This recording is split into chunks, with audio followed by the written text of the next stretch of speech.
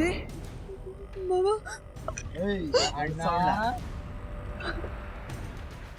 ಏಯ್ ನಿಮ್ಗೆ ಯಾರು ಅಕ್ಕ ತಂಗಿರಿ ಇಲ್ವೇನ್ರು? ಹೇಯ್ ಈ ಕಾತಿ ಎಲ್ಲ ಬಿಡ, ಕಳಿಸ್ಕೊಡ ಅವಳನ್ನ.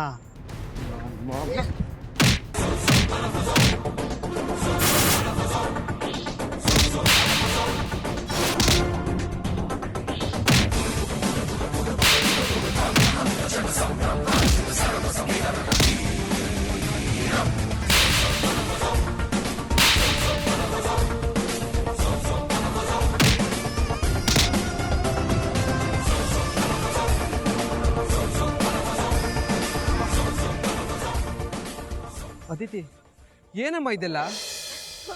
ಮಾವ, ಅದು ಆ ಮೀರಾ ಶಂಕರ ಇಬ್ರು ಜಗನ್ ಮನೆಗ್ ಬಂದು ಜಗನ್ನ ಕೊಲ್ಲೋದಕ್ಕೆ ನೋಡಿದ್ರು.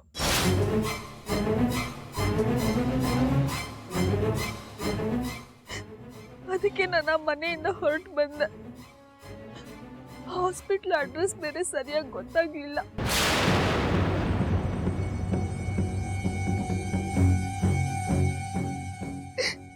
ಏನ್ ಮಾಡ್ಬೇಕು ಅಂತ ದಾರಿ ತೋಚದೆ ತಿರುಗಾಡ್ತಿದ್ದೆ. ಅಷ್ಟ್ರಲ್ಲ ಅವರಿಬ್ರು ಮಾವ, ವಿಧಿ ಇಲ್ದೆ ಆ ಮೀರಾ ಶಂಕರ ಇಬ್ರಿಗೂ ಪಪ್ಪ ಇರೋ ಹಾಸ್ಪಿಟಲ್ ಅಡ್ರೆಸ್ ಹೇಳ್ಬಿಟ್ಟೆ. ಪಪ್ಪಂಗೇನು ತೊಂದರೆ ಆಗಿಲ್ಲ ತಾನೆ? ಇಲ್ಲಮ್ಮ, ಏನೂ ಆಗಿಲ್ಲ, ಆಗೋದು ಇಲ್ಲ.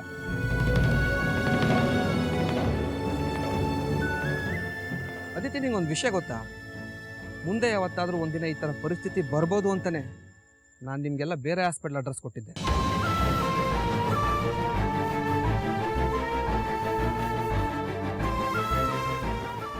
ಅದು ಇವತ್ತೊಂದು ರೀತಿ ಒಳ್ಳೇದಾಯಿತು.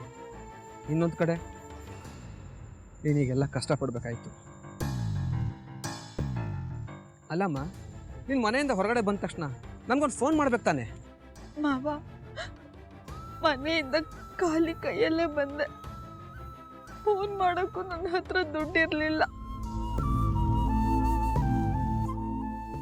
ಖಾಲಿ ಕೈಯಲ್ಲಿ ಹೊರಟು ನನಗೆ ಜೀವನನೇ ಖಾಲಿ ಅನ್ಸ್ಬಿಡ್ತು.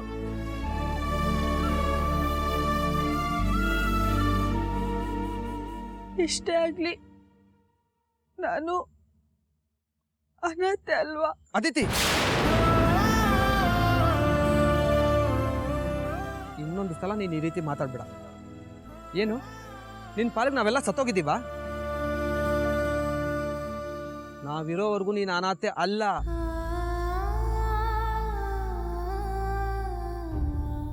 ನೀನು ಯಾವತ್ತಿದ್ರೂ ಲಕ್ಷ್ಮೀ ರಾಘವನ್ ಮಗಳೇ.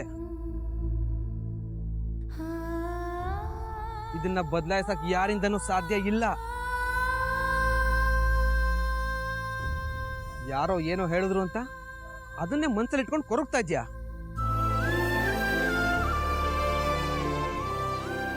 ಈಗ ಅದನ್ನೆಲ್ಲ ಯೋಚನೆ ಮಾಡೋಕೆ ಟೈಮ್ ಇಲ್ಲ ಅದಿತಿ.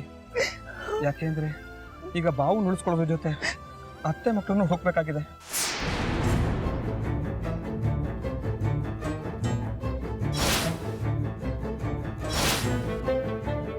ಹೌದಮ್ಮ, ಅತ್ತೆ ಅನಿ ಐಶು ಮನೆ ಬಿಟ್ಟು ಬಂದಿದ್ದಾರೆ.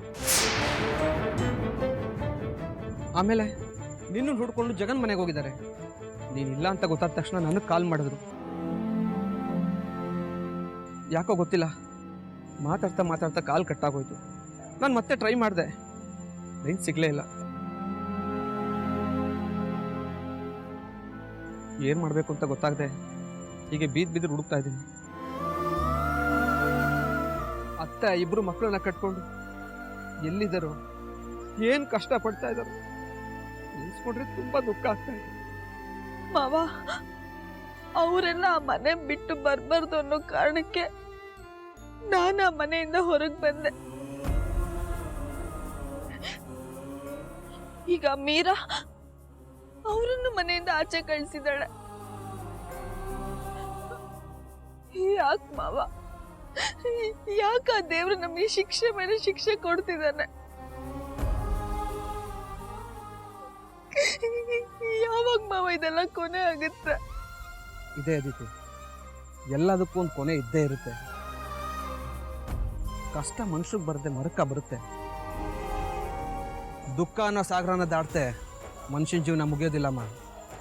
ಹಾಗೆ ಈ ಕಷ್ಟ ದುಃಖಗಳನ್ನ ನಾವು ಎದುರಿಸಿ ಗೆಲ್ಲಲೇಬೇಕು. ಆಗಲೇ ಮನುಷ್ಯನ ಜೀವನಕ್ಕೊಂದು ಅರ್ಥ ಸಿಗೋದು. ನೋಡು, ನಾವು ಈ ಥರ ಮಾತಾಡ್ತಾ ನಿಂತ್ಕೊಳ್ಳೋಕೆ ಟೈಮ್ ಇಲ್ಲ. ಬಾ, ಅತ್ತೇನು ಮಕ್ಕಳನ್ನು ಹುಡ್ಕೋಣ.